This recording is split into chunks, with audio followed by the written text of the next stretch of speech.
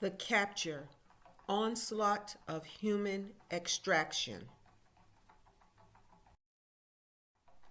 The dilemma to European resistance. There are many complexities to African resistance to European invasion.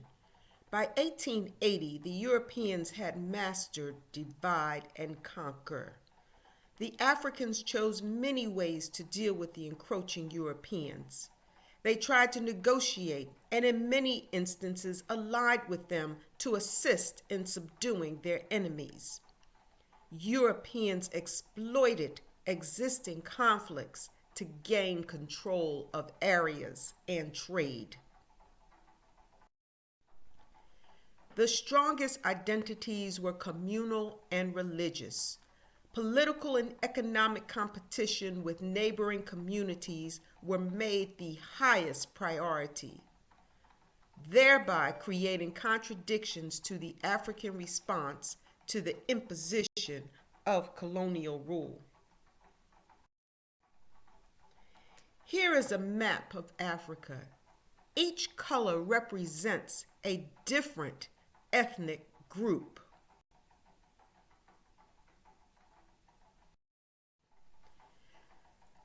There was not a broad accepted African identity. If European presence appeared to be an economic and political advantage, the latter was favored. Thus, we find that conflict among African societies hindered the effectiveness of the resistance. Between 12 to 25 million Africans were removed. The myth is that this was done by African chiefs. But less than 40% of the Africans removed were done so with African conspirators. Most Africans were kidnapped through European raids on African communities. According to John Henry Clark, the Arabs started the subjugation and sale of Africans. The Europeans internationalized it.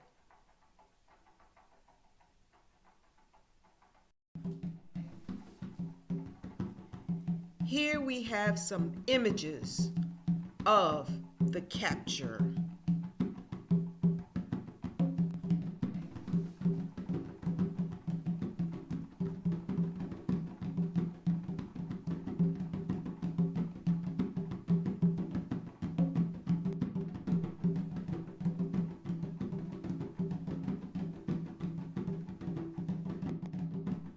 The role of Africans. Africans participated for economic gain and for political and strategic support in fighting surrounding groups. Africans were also enlisted to conduct raids on neighboring groups by the Europeans. Keep in mind that this practice lasted well over 300 years, so there are many, many nuances.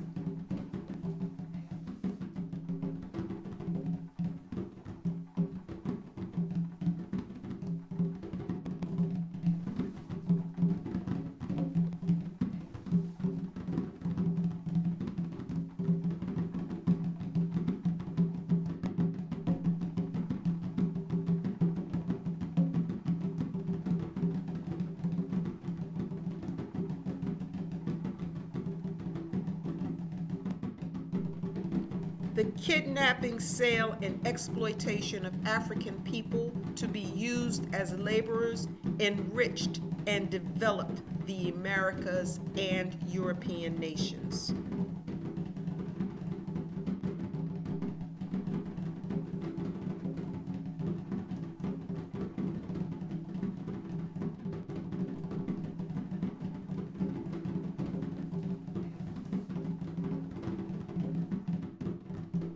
Throughout the 15th to 19th centuries, Europeans fought each other for control of markets, land, and African people.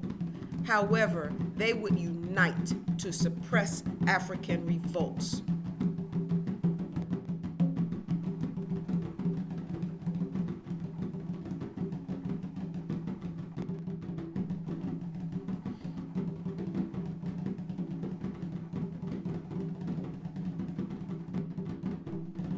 There were over 400 documented revolts on the ships. Shown here are selected revolts that were deemed successful by author Eric Taylor of If We Must Die.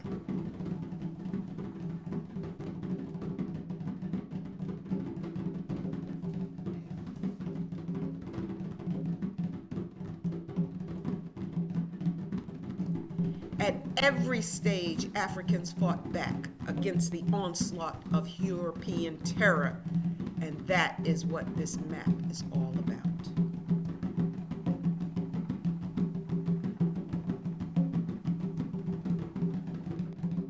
The creation of this map has truly been a labor of love to honor the bravery and endurance of our ancestors. The images are as true as possible to the locations and events. By embarking on this journey, you too are paying homage to those who went before us. May their spirit touch you in a way that makes them proud. Asante Sana.